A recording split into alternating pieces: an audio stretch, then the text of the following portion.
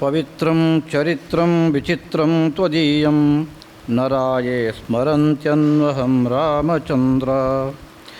ಭವಂತಂ ಭವಾಂತಂ ಭರಂತಂ ಭಜಂತೋ ಲಭಂತೆ ಕೃತಾಂತಂ ನ ಪಶ್ಯಂತ್ಯತೋಂತೆ.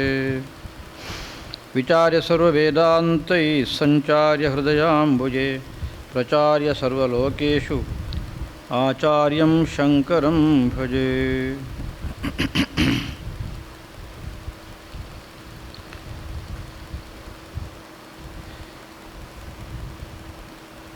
ಶಿವಶಕ್ತ್ಯಾಯುಕ್ತೋ ಯದಿ ಭವತಿ ಶಕ್ತಃ ಪ್ರಭವಿತುಂ ಅಂತ ಶ್ರೀ ಶಂಕರ ಭಗವತ್ಪಾದರು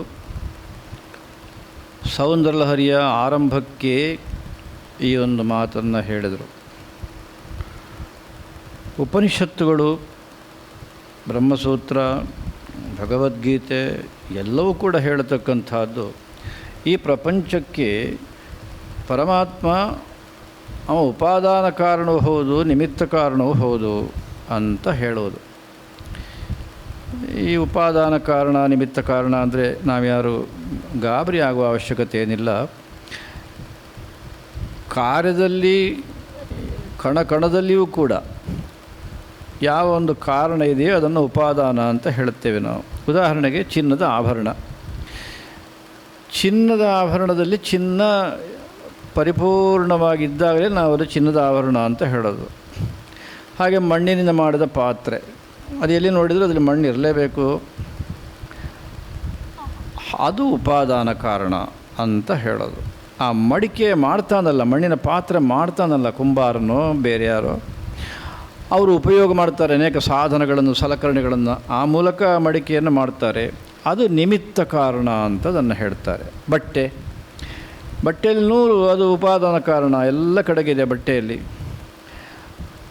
ಆ ನೂಲನ್ನು ಮಾಡತಕ್ಕಂಥವ ಬೇಕಲ್ಲ, ಅವ ನಿಮಿತ್ತ ಕಾರಣನಾಗ್ತಾನೆ. ಹೀಗೆ ಉಪಾದಾನ ಕಾರಣ, ನಿಮಿತ್ತ ಕಾರಣ. ಹಾಗೆ ಪ್ರಪಂಚಕ್ಕೆ, ಪರಮಾತ್ಮನಿಗೆ ಇದನ್ನು ಸೃಷ್ಟಿ ಮಾಡೋದಕ್ಕೆ ಇನ್ನೊಂದು ಯಾರು ಸಾಧನ, ಇನ್ನೊಂದು ಉಪಯೋಗ ಮಾಡಿದಂಥದ್ದು ಯಾರನ್ನು ಹಿಡ್ಕೊಂಡು ಮಾಡಿದ್ದಾನೆ. ಇದೆಲ್ಲ ದೊಡ್ಡ ಚರ್ಚೆ. ಆ ಚರ್ಚೆ ಮಾಡಿ ಕೊನೆಗೂ ಕೂಡ ಉಪನಿಷತ್ತು ಬಹಳ ಸ್ಪಷ್ಟವಾಗಿ ನಮಗೆ ಅದನ್ನು ತಿಳಿಸುತ್ತೆ.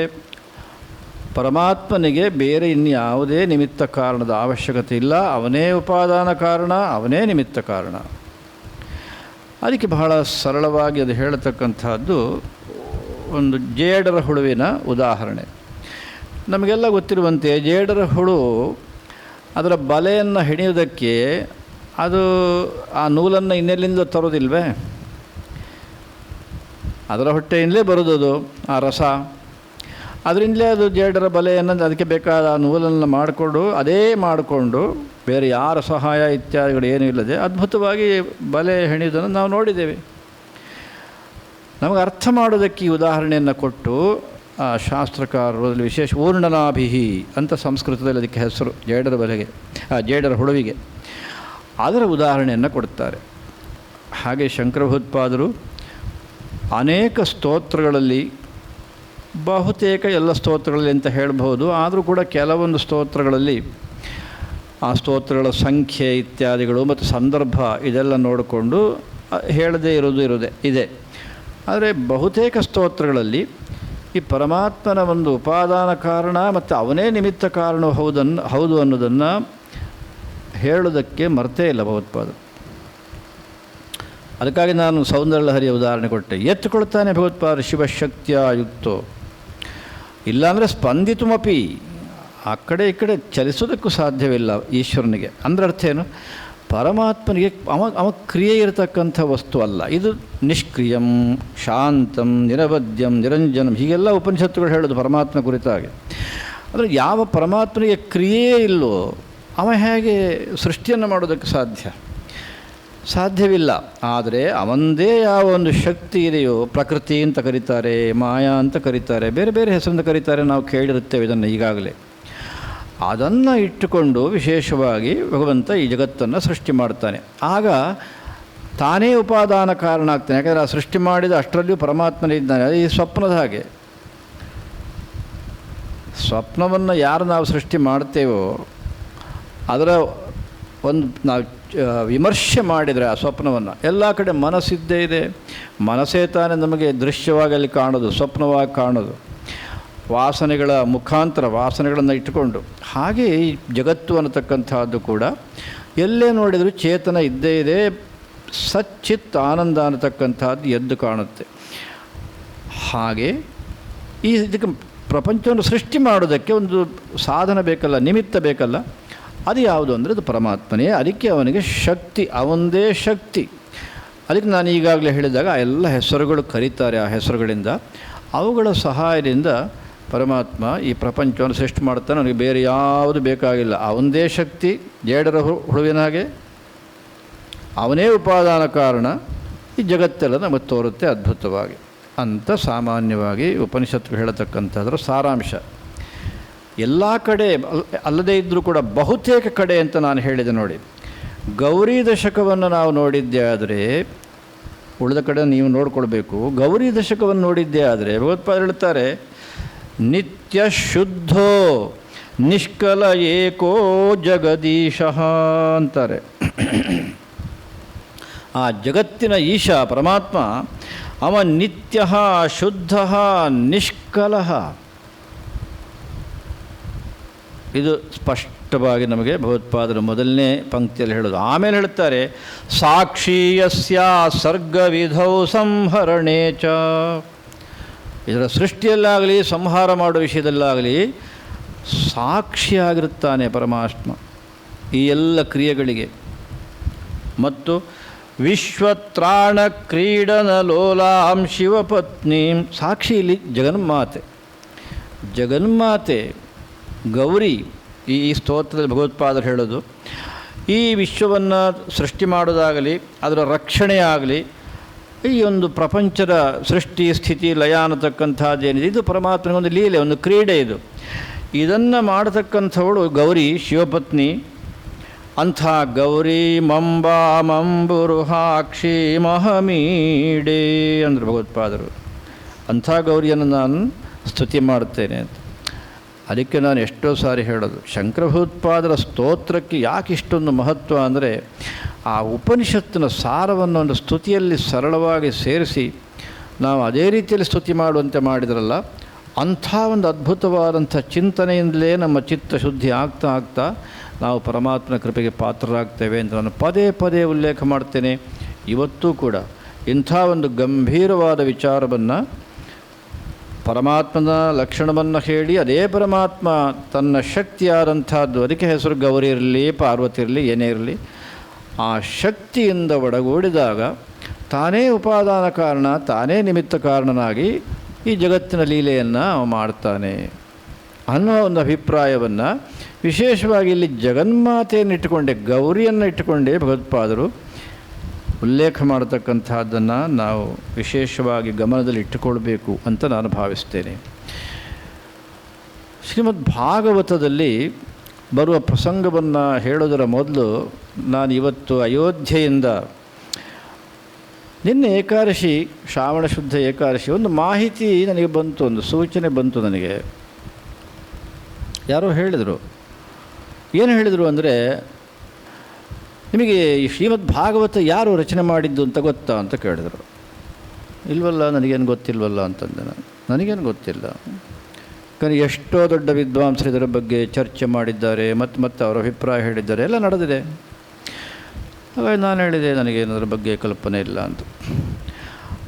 ಯಾರು ಅದನ್ನು ಬರೆದಿದ್ದಾರೆ ಅಂತ ಅವರು ಭಾಗವತದಲ್ಲಿ ಅವರೇ ಹೇಳ್ಕೊಂಡಿದ್ದಾರಲ್ಲ ಅಂತ ಒಂದು ಸೂಚನೆ ಕೊಟ್ಟರು. ಯಾರು ಅಂತ ಹೇಳಿದ್ದಾರೆ ಅಂತ ಹೇಳ್ಬೋದಾ ಅಂತ ನಾನು ಮೆಲ್ಲಕ್ಕೆ ಪ್ರಶ್ನೆ ಮಾಡಿದೆ. ಅದಕ್ಕೆ ನನಗೆ ಅವರು ಹೇಳಿದ್ದೇನೆಂದರೆ, ಅವರು ದ್ವಾರಕೆ ಅವರದ್ದು ಜನ್ಮಸ್ಥಾನ, ಅಲ್ಲಿ ಭೂದೇವ ಅಂತ ಅವರ ಹೆಸರು. ಅದಾದ ಮೇಲೆ ಅವರು ಸನ್ಯಾಸ ತೊಗೊಂಡ್ರು. ಆ ಸನ್ಯಾಸ ತೊಗೊಂಡ ಮೇಲೆ ಅವರಿಗೆ ಪರಮಾನಂದ ಭಾರತಿ ಅಂತ ಒಂದು ಯೋಗ ಪಟ್ಟವಂತೆ. ಇದನ್ನು ಅವರೇ ಹೇಳ್ಕೊಂಡಿದ್ದಾರೆ. ನಾನು ಈ ಗ್ರಂಥವನ್ನು ಇಷ್ಟನೇ ದಿವಸ, ಇಷ್ಟನೇ ಮಾಸ, ಇಂಥ ಪಕ್ಷ ನಾನು ಬರೆದಿದ್ದೇನೆ ಇದನ್ನು ಇಂಥ ಸ್ಥಾನದಲ್ಲಿ ಅಂತ ಅವರೇ ಹೇಳ್ಕೊಂಡಿದ್ದಾರೆ. ನೇರ ಹೇಳ್ಕೊಳ್ಳಿಲ್ಲ, ಆದರೆ ಸೂಚಿಸಿದ್ದಾರೆ ಅಂತ ನನಗೊಂದು ಮಾಹಿತಿ ಕೊಟ್ಟರು. ನಾನು ಅತ್ಯಂತ ಸಂತೋಷದಿಂದ ಭಾಗವತದ ಚಿಂತನೆ ಅನೇಕ ವರ್ಷಗಳಿಂದ ಮಾಡ್ತಾ ಇದ್ದೇನೆ. ಈ ಬಾರಿ ನನಗೆ ಈ ಚಿಂತನೆ ಮಾಡುವಾಗ ಒಂದು ಮಾಹಿತಿ ಸಿಕ್ತಲ್ಲ, ನಾನು ಎಲ್ಲ ವಿದ್ವಾಂಸರ ಹತ್ರ ಮತ್ತು ಬಲ್ಲವರು ಜ್ಞಾನಿಗಳೆಲ್ಲ ನಮ್ಮ ದೇಶದಲ್ಲಿ ಬೇಕಾದಷ್ಟು ಜನ ಇದ್ದಾರೆ, ಈ ಒಂದು ಅಂಶವನ್ನು ಇಟ್ಟುಕೊಂಡು ಸ್ವಲ್ಪ ವಿಮರ್ಶೆ ಮಾಡಿ ಇದರ ಸತ್ಯಾಸತ್ಯತೆಯನ್ನು ಒಂದು ಹೊರತೆಗೆದು ಸ್ವಲ್ಪ ಸಮಾಜಕ್ಕೆ ತಿಳಿಸಿದರೆ ಯಶಸ್ಸೆಷ್ಟೋ ಉಪಕಾರ ಆಗುತ್ತೆ ಅಂತ ನಾನು ಭಾವಿಸ್ತೇನೆ. ಭಾಗವತದಲ್ಲಿ ಏನು ಹೇಳಿದರು, ಉದ್ಧವನ ಪ್ರಸಂಗ ಬರುತ್ತೆ. ಕೃಷ್ಣ ಬಲರಾಮರು ವೃಂದಾವನ ಎಲ್ಲ ಬಿಟ್ಟು ತಮ್ಮ ಕಾರ್ಯಕ್ಷೇತ್ರವನ್ನು ದ್ವಾರಕೆಗೆ ಮಾಡಿಕೊಳ್ತಾರೆ. ಇದೆಲ್ಲ ಕಥೆ ನಾವೆಲ್ಲ ಕೇಳಿದ್ದೇವೆ. ಆದಮೇಲೆ ಇಲ್ಲಿ ಈ ಕಡೆಗೆ ಯಶೋದೆ ಮತ್ತು ನಂದ ಅವರಿಗೆ ಕೃಷ್ಣನ ಅಗಲುವಿಕೆಯಿಂದ ಬಹಳ ದುಃಖ ಆಗಿರುತ್ತೆ. ಆಗ ಕೃಷ್ಣ ಆಯ್ಕೆ ಮಾಡಿದ್ದು ಈ ಉದ್ಧವನನ್ನು. ಇವ ಬೃಹಸ್ಪತಿಯ ಶಿಷ್ಯನಂತೆ ಭಾಗವತದಲ್ಲಿ ಹೇಳೋದು. ಮತ್ತು ಇವ ಕೃಷ್ಣನಿಗೆ ಅತ್ಯಂತ ಬೇಕಾನೋ ಬಂಧು ಹೋದವ, ವೃಷ್ಣಿ ವಂಶಕ್ಕೆ ಹಿರಿಯ ವ್ಯಕ್ತಿ. ಅವನನ್ನು ಕಳಿಸಿದ, ಹೋಗಪ್ಪ ಉದ್ಧವ, ಸ್ವಲ್ಪ ನಮ್ಮ ಅಪ್ಪ ಅಮ್ಮನಿಗೆ ಸ್ವಲ್ಪ ಸಮಾಧಾನ ಮಾಡು, ಅವರು ಭಾಳ ದುಃಖಗೊಂಡಿದ್ದಾರೆ, ಆಮೇಲೆ ಗೋಪಿಕೆಯರು ಕೂಡ ಬಹಳ ದುಃಖಗೊಂಡಿದ್ದಾರೆ, ನಾನಂತೂ ಈಗ ಬರೋದಕ್ಕಾಗೋದಿಲ್ಲ, ಹೋಗಿ ಹೇಳು ಅಂತ ಕಳಿಸ್ಕೊಟ್ಟ. ಈ ಉದ್ಧವ ಬಂದ ಮೇಲೆ ನೋಡಿದ ನಂದಗೋಪ ಯಶೋದೆ ಎಲ್ಲ ಇನ್ನಿಲ್ಲದ ಒದ್ದಾಟದಲ್ಲಿದ್ದಾರೆ, ಕೃಷ್ಣ ಇಲ್ಲ.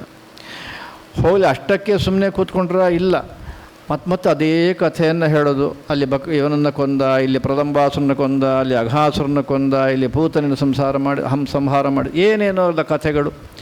ಕಾಳಿಯ ಮರ್ದನ ಮಾಡಿದ, ಒಂದೇ ಎರಡೇ ಇದರಲ್ಲಿ ಹೇಳೋದು. ಮತ್ತೆ ಯೋಚನೆ ಮಾಡ್ತಾ ಇರೋದು. ಉದ್ಧವ ಗಮನಿಸಿದ ಮೇಲೆ ಉದ್ಧವ ಒಂದೊಂದು ಮಾತನ್ನು ಮೆಲ್ಲ ಶುರು ಮಾಡಿದ. ಏನು ಹೇಳಿದ ಉದ್ಧವ ಅಂತಂದರೆ, ಅವ ಹೇಳಿದ, ಏತೌ ಹಿ ವಿಶ್ವಸ್ಯ ಚ ಬೀಜಯೋನಿ. ನೀ ಯಾರ ಬಗ್ಗೆ ಯೋಚನೆ ಮಾಡ್ತಾ ಇದ್ದೆ ನಂದ? ಈ ಕೃಷ್ಣ, ಈ ಬಲರಾಮ, ಇವರು ನಿನ್ನ ಮಕ್ಕಳು ಅಂತ ನೀ ಇಷ್ಟೆಲ್ಲ ಒದ್ದಾಡ್ತಾ ಇದ್ದೀಯ ನೀನು. ನಮ್ಮ ಮಕ್ಕಳು ಇವರು ಅಂತ. ಇಲ್ಲ, ಇವರು ವಿಶ್ವಸ್ಯ ಬೀಜ ಯೋನಿ. ಇದು ಭಾಗವತ ಹೇಳ್ತಕ್ಕಂಥದ್ದು. ಅಂದರೆ ಈ ಎರಡು ಶಬ್ದಗಳಿಂದ, ಬೀಜ ಮತ್ತು ಯೋನಿ ಶಬ್ದದಿಂದ ಏನು ಹೇಳ್ತಾ ಇದ್ದಾರೆ ಇಲ್ಲಿ ಅಂತಂದರೆ, ಉಪಾದಾನ ಕಾರಣ ಮತ್ತು ನಿಮಿತ್ತ ಕಾರಣ. ಯೋನಿ ಅಂದರೆ ಪ್ರಕೃತಿ, ಪ್ರಧಾನ, ಪ್ರಕೃತಿ ಇತ್ಯಾದಿಗಳೆಲ್ಲ ಹೆಸರುಗಳು ಶಾಸ್ತ್ರದಲ್ಲಿ. ಈ ಇಬ್ಬರೂ ಕೂಡ ವಿಶೇಷವಾಗಿ ಈ ಒಂದು ತತ್ವದ ಪ್ರತೀಕವಾಗಿದ್ದಾರೆ, ನೆನಪಿಟ್ಟುಕೋ. ಇವರೇ ಕಾರಣಕರ್ತರು ಈ ವಿಶ್ವಕ್ಕೆ. ಈ ಬಲರಾಮ ಅವ ಪ್ರಕೃತಿ ಇದ್ದಾನೆ, ಈ ಪುರುಷನಾಗಿ ಶ್ರೀಕೃಷ್ಣ ಇದ್ದಾನೆ. ನೀನು ನಿನ್ನ ಮಕ್ಕಳು ಅಂತ ತಿಳ್ಕೊಂಡಿದ್ಯಾ ಅಂತ ಹೇಳ್ತಾ ಅವನೇ ಹೇಳ್ತಾನೆ, ರಾಮೋ ಮುಕುಂದ ಪುರುಷ ಪ್ರಧಾನಂ ಅಂತಾರೆ. ಆ ಮುಕುಂದ ಶ್ರೀಕೃಷ್ಣ ಅವ ಪುರುಷ, ರಾಮ ಅವ ಪ್ರಧಾನ ಅಂದರೆ ಪ್ರಕೃತಿ. ಅನ್ವೀಯ ಭೂತೇಷು ವಿಲಕ್ಷಣಸ್ಯ. ಅತ್ಯಂತ ವಿಚಿತ್ರವಾದ ಈ ಪ್ರಪಂಚ ಏನಿದೆ, ಇದು ಎರಡೇ ಇದರಲ್ಲಿರೋದು. ಈ ಪ್ರಪಂಚ ಅಂತ ನಾವೇನು ಶಬ್ದದಿಂದ ಭಾರಿ ದೊಡ್ಡದಾಗಿ ಹೀಗೆ ಮಾಡ್ತೇವಲ್ಲ ಕೈಯನ್ನು, ಇದರಲ್ಲಿ ಇದೆರಡೇ ಇರೋದು. ಅನ್ವಯ ಎಲ್ಲವನ್ನ ಇವರಿಬ್ಬರೇ, ಈ ಪ್ರಕೃತಿ ಮತ್ತು ಪುರುಷ ಸೇರಿಕೊಂಡು ಜ್ಞಾನಸ್ಯ ಚೇಷಾತ ಇಮೌ ಪುರಾಣವು. ಇದು ಇವತ್ತು ನಿನ್ನೆ ಕಥೆ ಅಲ್ಲ, ಇದು ಅತ್ಯಂತ ಪುರಾಣವಾದ್ದು. ಇಬ್ಬರದ್ದು ಹಾಗೆ ಚರಿತ್ರೆ. ಹಾಗಾಗಿ ನೀನು ಯಾಕೆ ಅಷ್ಟೊಂದು ಯೋಚನೆ ಮಾಡ್ತೀಯ? ಇಡೀ ವಿಶ್ವಕ್ಕೆ ಕಾರಣಕರ್ತರಾದವರು ಇವರು. ಒಬ್ಬ ಉಪಾದಾನ, ಇನ್ನೊಬ್ಬ ನಿಮಿತ್ತ, ಅಂದರೆ ಎರಡು ಒಂದೇ ಅದು ಕೊನೆಗೂ ಕೂಡ. ಯಾಕೆಂದರೆ ಶಕ್ತಿ ಬೇರೆ ಅಲ್ಲ, ಆ ಶಕ್ತಿಯ ಎಲ್ಲಿದೆಯೋ ಅಥವಾ ಯಾವ ವಸ್ತುವಿನಲ್ಲಿದೆ ಅದು ಎರಡು ಒಂದೇ. ಇದು ಶಾಸ್ತ್ರಕಾರರ ತೀರ್ಮಾನ. ಅದಕ್ಕೆ ಶಕ್ತ ಅಂತ ಹೇಳ್ತಾರೆ ಸಂಸ್ಕೃತದಲ್ಲಿ. ಅಂಥವರು ನಿನ್ನ ಮಕ್ಕಳು ಅಂತ ನೀನು ತಿಳ್ಕೊಂಡಿದ್ದು. ಅವರ ಒಂದು ವಿಷಯ ಇದು ಹೀಗಿದೆ, ಹಾಗಾಗಿ ಬಿಡು, ಅವರ ಬಗ್ಗೆ ಯೋಚನೆ ಮಾಡ್ತಕ್ಕಂಥದ್ದು. ಅವರೇನು ಮಾಡಬೇಕು, ಅವರ ಕರ್ತವ್ಯವನ್ನು ಮಾಡ್ತಾ ಇದ್ದಾರೆ, ಅದರ ಬಗ್ಗೆ ನಾನು ಆಮೇಲೆ ಹೇಳ್ತೇನೆ. ಆದರೆ ಈ ಸಂತೋಷಕ್ಕೆ ಆ ಘಟನೆಗಳನ್ನು ಮೆಲುಕು ಹಾಕು, ಯಾವುದೇ ಅಭ್ಯಂತರವಿಲ್ಲ. ಆದರೆ ಆ ವಿಷಯದಲ್ಲಿ ಅಳುವುದಾಗಲಿ ನೊಂದುಕೊಳ್ಳೋದಾಗಲಿ ಸಲ್ಲದು ಅಂತ ತನ್ನ ಮಾತನ್ನು ಆರಂಭಿಸ್ತಾನೆ ಈ ಉದ್ಧವ. ನಿತ್ಯ ಶುದ್ಧೋ ನಿಷ್ಕಲ ಏಕೋ ಜಗದೀಶಃ. ಇದನ್ನೇ ಪುರುಷ ಶಬ್ದದಿಂದ ಹೇಳಿದ ಉದ್ಧವ. ಅದಾದ ಮೇಲೆ ಸಾಕ್ಷೀಯಸ್ಯ ಸರ್ಗವಿಧೌ ಸಂಹರಣೆ ಚ. ಇದು ಭಗವತ್ಪಾದರು ಇದನ್ನು ಅಲ್ಲಿ ಪ್ರಧಾನ ಅಂದ ಉದ್ಧವ. ಇಲ್ಲಿ ಗೌರಿ ಅನ್ನೋ ಹೆಸರಲ್ಲಿ ಭಗವತ್ಪಾದರು ಹೇಳುತ್ತಾ ಸ್ತುತಿ ಮಾಡಿದ್ದಾರೆ. ಹರ ನಮಃ ಪಾರ್ವತೀಪತಯೇ ಹರ ಹರ ಮಹಾದೇವ. ಸೀತಾಕಾಂತಸ್ಮರಣಂ ಜಯ ಜಯ ರಾಮ.